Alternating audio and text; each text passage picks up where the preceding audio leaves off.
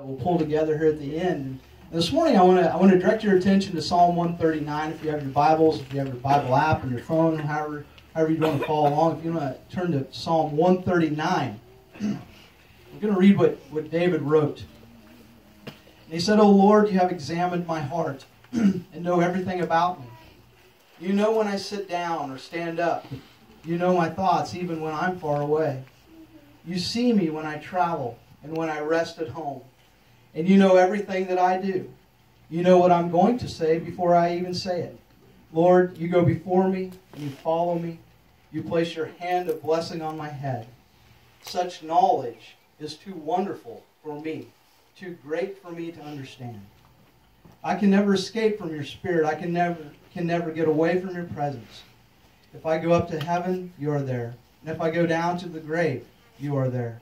And if I ride the wings of the morning, if I dwell by the farthest ocean, even there your hand will guide me, and your strength will support me.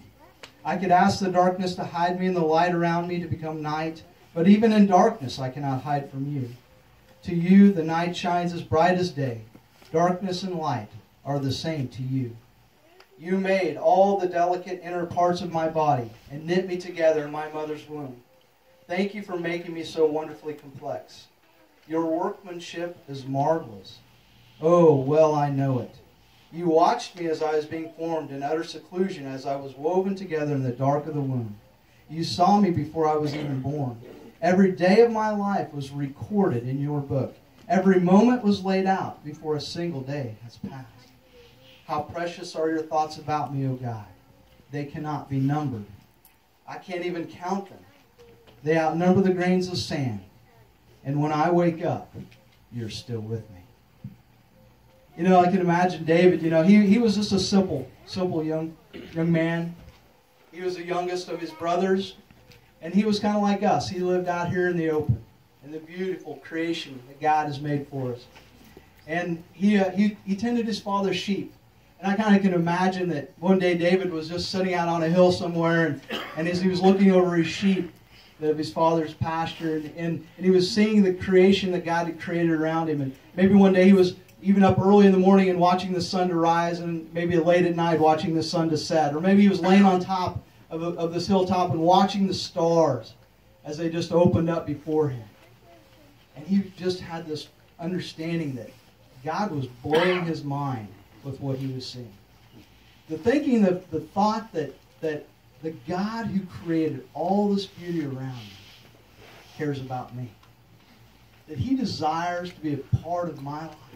That he cares about me. That he knit me together in my mother's womb. That he has a plan and a purpose for my life.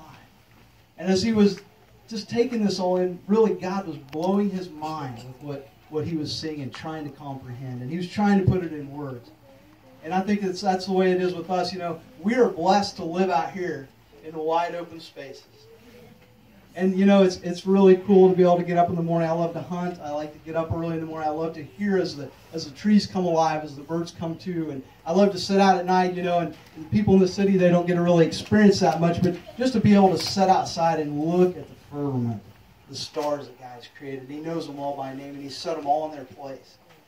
So awesome. And we have such an awesome experience to be able to experience that out here.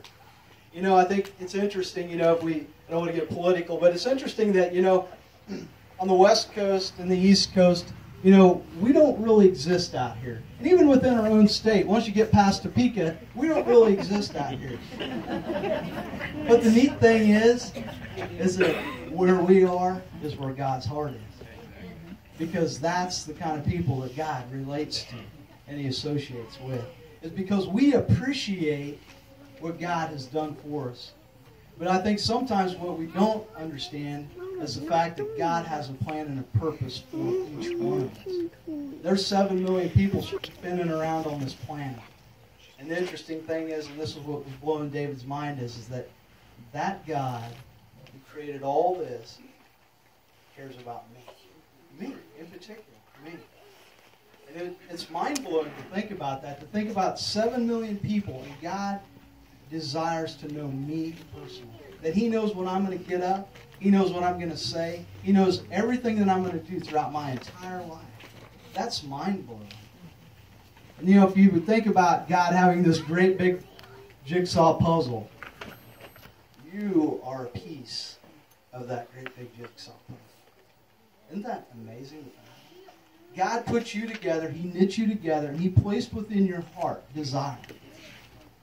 He knit within you and placed within you capabilities, things that only you can do, voids that only you can fill. And that's amazing to think about. He even knows the numbers of hairs on your head. And Roger's checking to see how many he's got.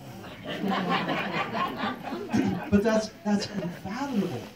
And the thoughts that He has towards us are incomprehensible. So this morning I wanted to share a little analogy with you of your importance. And this is a very humble comparison, but this $20 bill has value. And if I crumple it up, does it still have value? It does still have value. If I were to throw it on the ground and stomp on it, has it changed its value any?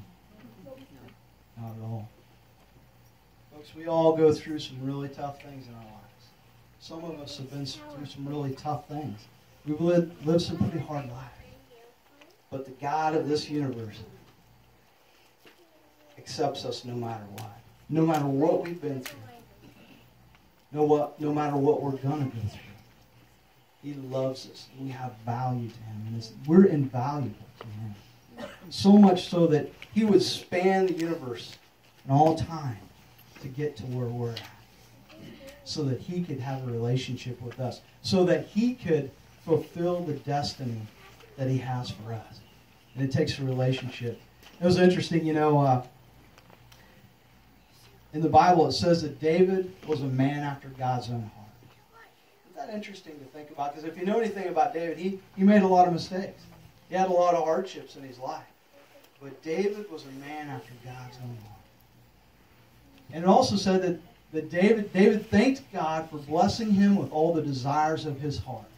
And in Acts it says that God honored David and said David accomplished all that he had for him to do. Isn't that amazing? What that says to me is that David's heart and his desires that God put within him, he understood them and he recognized them. And him and God got together. And David's desires were God's purpose for David's life. And he fulfilled them all. That's amazing. And folks, just like David, God has a plan and a purpose for each one of your lives. And He wants to get alongside with you and help you accomplish those things that He's placed within you. So I just want to encourage you this morning, even though we live out here in the wide open spaces, or as far as this country is concerned, we don't exist out here. But to God, you are very, very important. Roger, I'm going to turn it over to you. Amen.